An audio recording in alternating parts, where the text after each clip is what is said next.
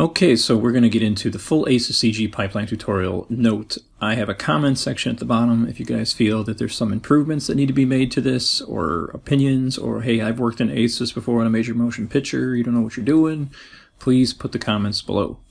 So I've wanted to get through the full ACES CG pipeline because obviously we've talked to a lot of people in the industry, and everybody in Nuke and so forth, they're working under ACES color space, which is the Academy color space, and it's meant to have a continuity between different input sources and also having a continuity for the output itself. Also, it's good for future archiving. It's a huge color gamut. It's basically having a very large sandbox and dropping whatever, you know, different variations of colored sand into that sandbox, but you still have extra space. It basically covers the entire spectrum of what the human eye can see on a color gamut. Whereas other color input transforms, output transforms can confuse the daylights out of people. So everybody's trying to work under a standard, and especially with dealing with high dynamic range. And we're going to go through the workflow of ACES using your atypical computer, you know, just a run-of-the-mill computer with a run-of-the-mill, you know, 8-bit sRGB monitor and all that. Again, the whole reason for ACES is to have all this extra color space, which comes from cameras like the Alexa and the Red, and also what you render out of ACES CG as far as its awesome playability and saturated, you know, objects and so forth that you would see, like for instance in the Lego movie, they talk about how they used ACES workflow.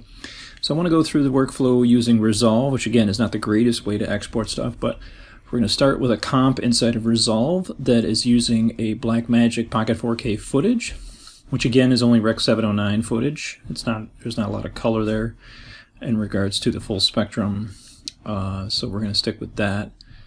And then over here we have the CG render that we're going to have inside of Houdini, and that's going to be all ACES work. So all these timelines will be set up in ACES. So Resolve ACES, Nuke ACES, Houdini ACES, then back to Nuke for the composite of the renders of the live action and the CG to the actual Resolve editorial. Again, your editorial might differ, but most editorials now have it so you can set it up for ACES color workflow.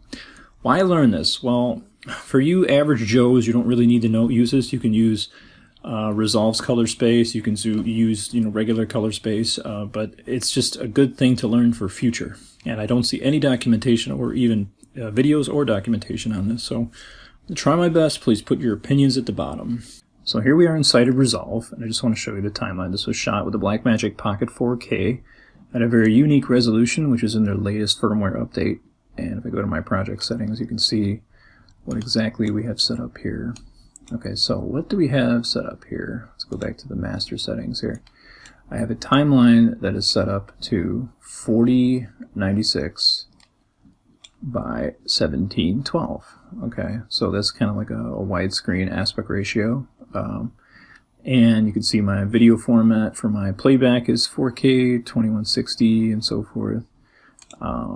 That's pretty much it. Let's go to color management here. So I have ACES CC set up. Again, ACC-T is with the toe. Most people just use ACES CC. We've got ACES 1.0.3. Again, you can just simply choose the default and move it over to ACES CC.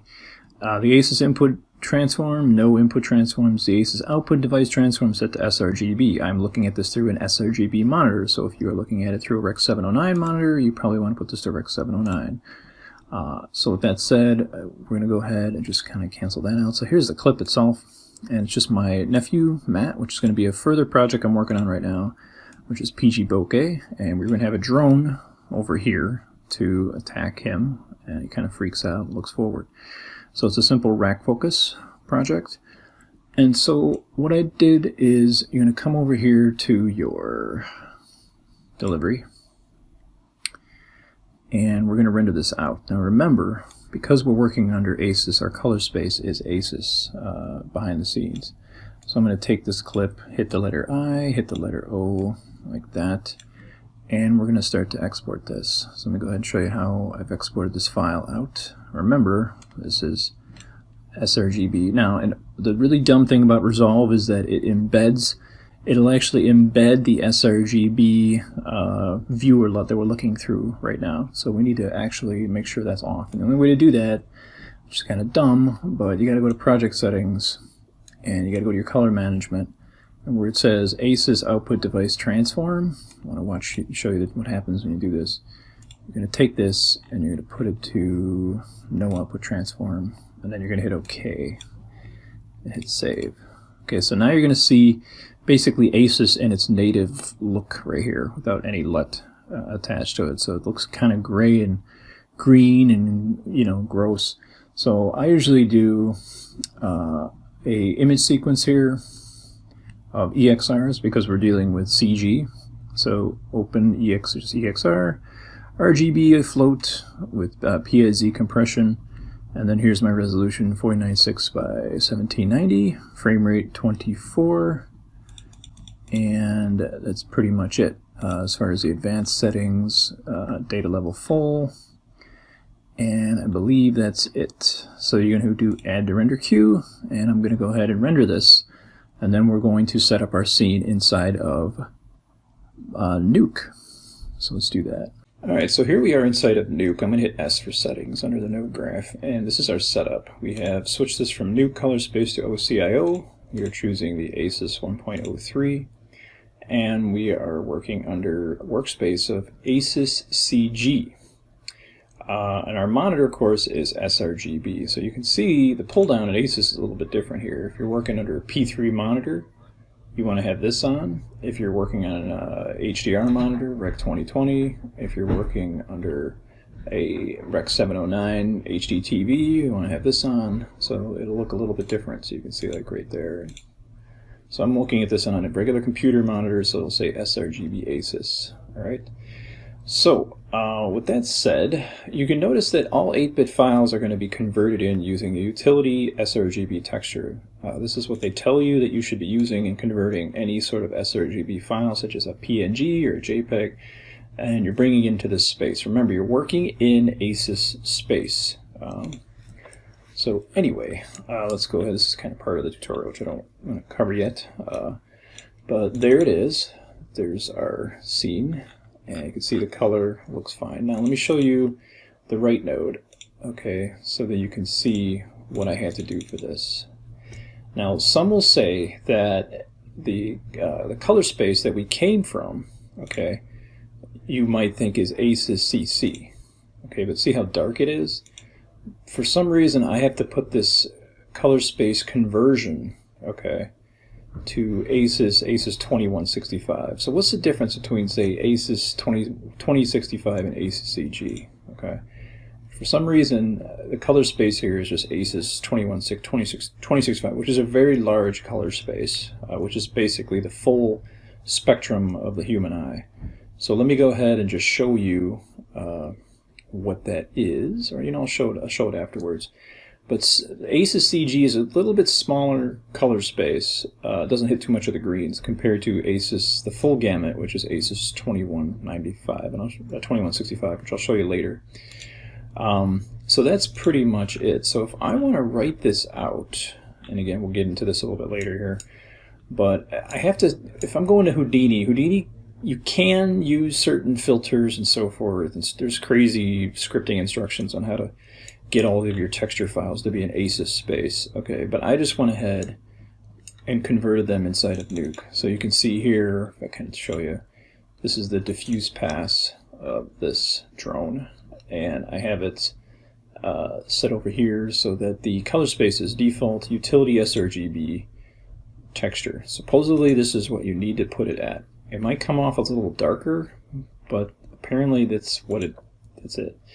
So roughness, metallic, all of these things I basically kind of created and printed them into a linear format. So if you go to the drone footage, you can see I'm going to be printing these out in a right node using ACES CG. Okay, so everything that's going into, and commonly what you are rendering out of inside of Houdini and other applications, 3D applications, is ACES CG, which is a slightly smaller but very large color gamut of the full spectrum of the human eye. Okay, So ACES CG is what they usually render. What I've heard through Tony and the rest of them, they're always rendering an ACES CG. So all texture files are converted to EXRs that are ACES CG. I also, for the heck of it, formatted the HDR. There's an HDR of a,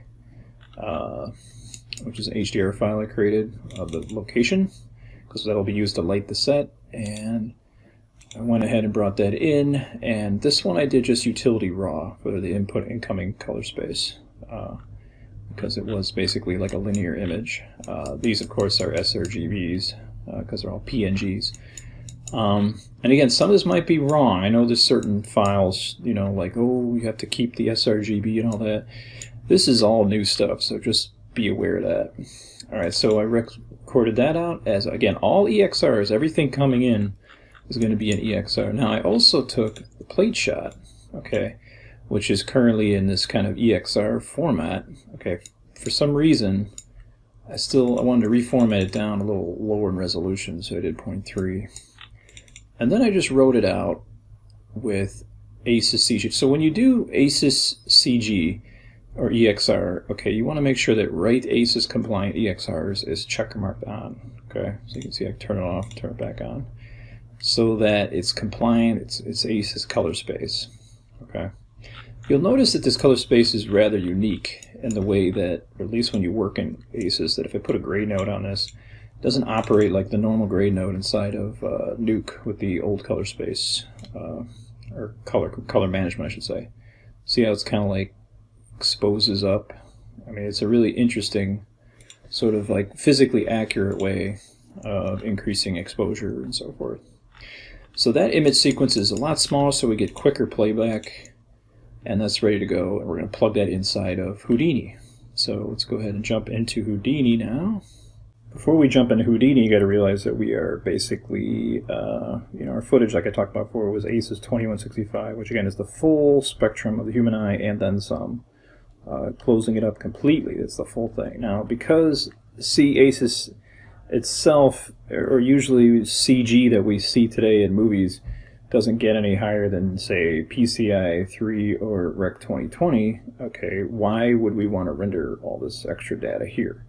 So they've only limited it to the maximum displays that we have today, which is Rec 2020, PC3 709. This would be your HD TV at home. This would be theaters. This would be HDR. So you can see that the ACES, even though we have access to all of this, the only colors we're going to be rendering inside of Houdini will be this range here, which is a very large range. Okay, and ultimately, that's the range we're going to conform into the ACES workflow. Now remember, Rec 709 was actually the amount of colors that we actually captured in our Blackmagic Pocket 4K, because that's all we can really capture with that camera. If we had like an Alexa, we would have more colors and so forth. But we have a very small range. So we're basically creating a project, that has very little color in it natively, but it's working in a very large sandbox, which has the capability of incorporating more color.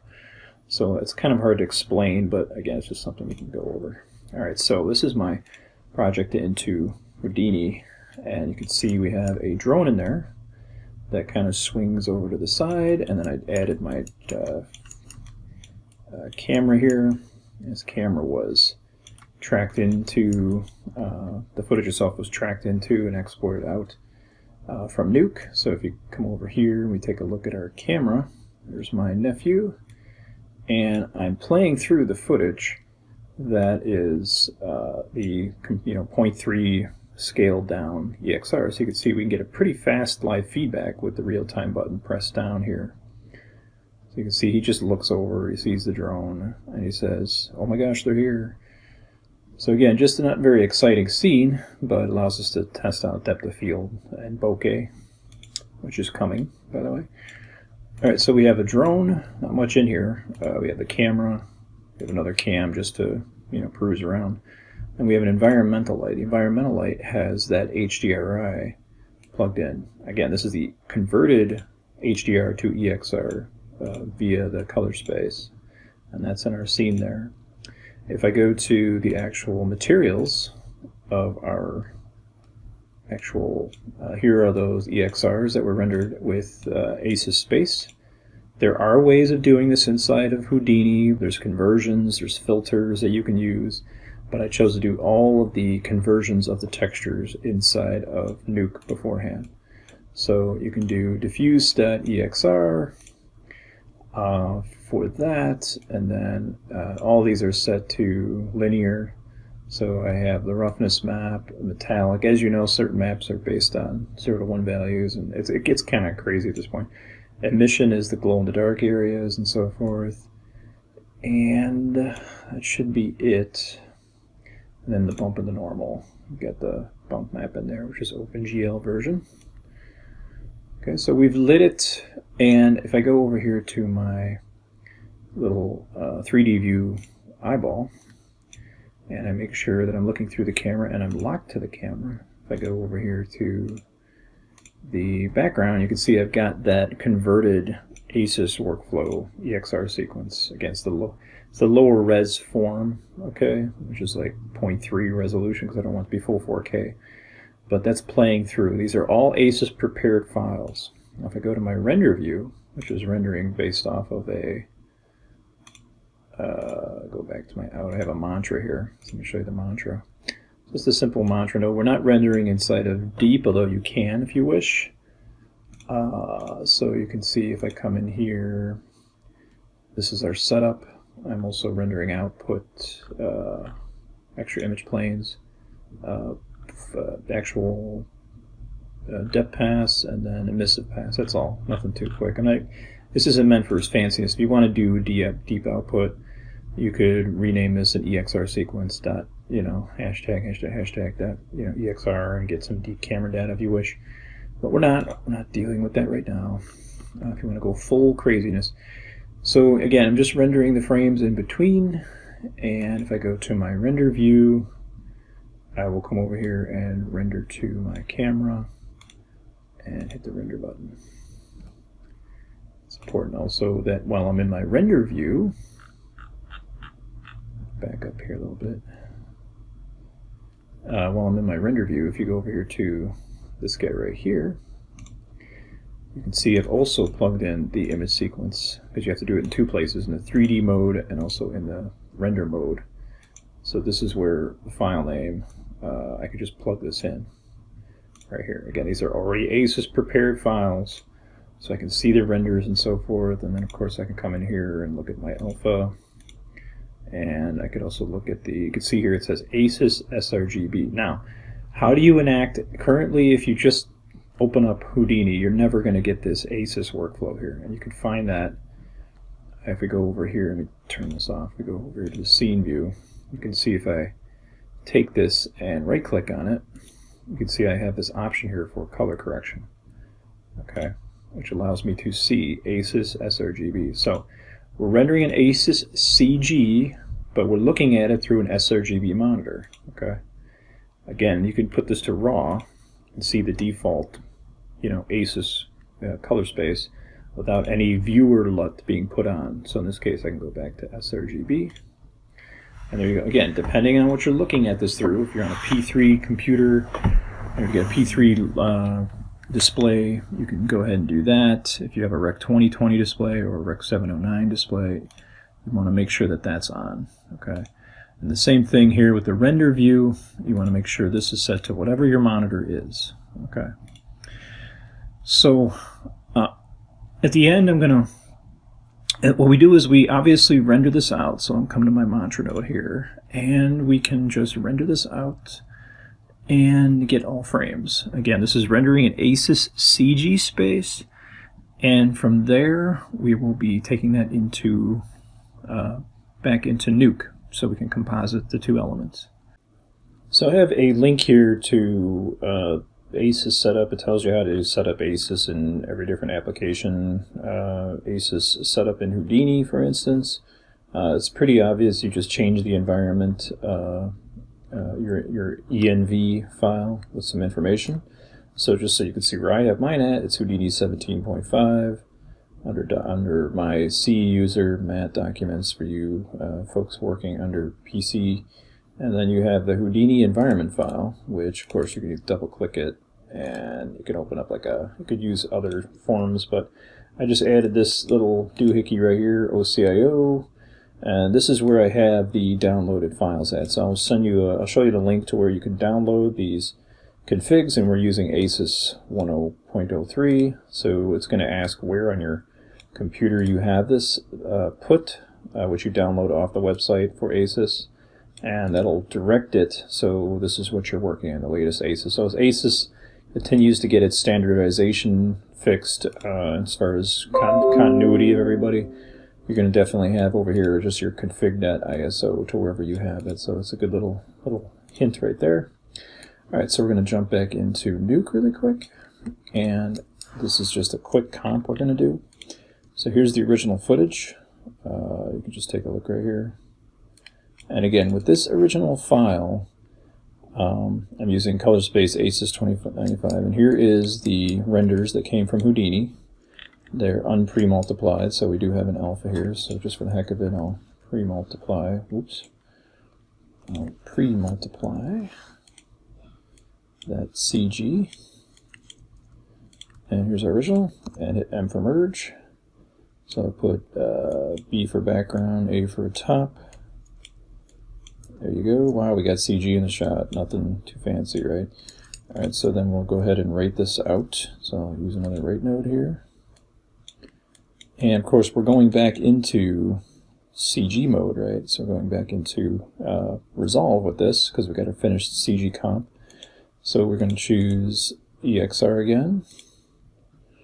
And we're going to do write ACES compliant EXR. And you can see we're going to render it in ACES CG, okay?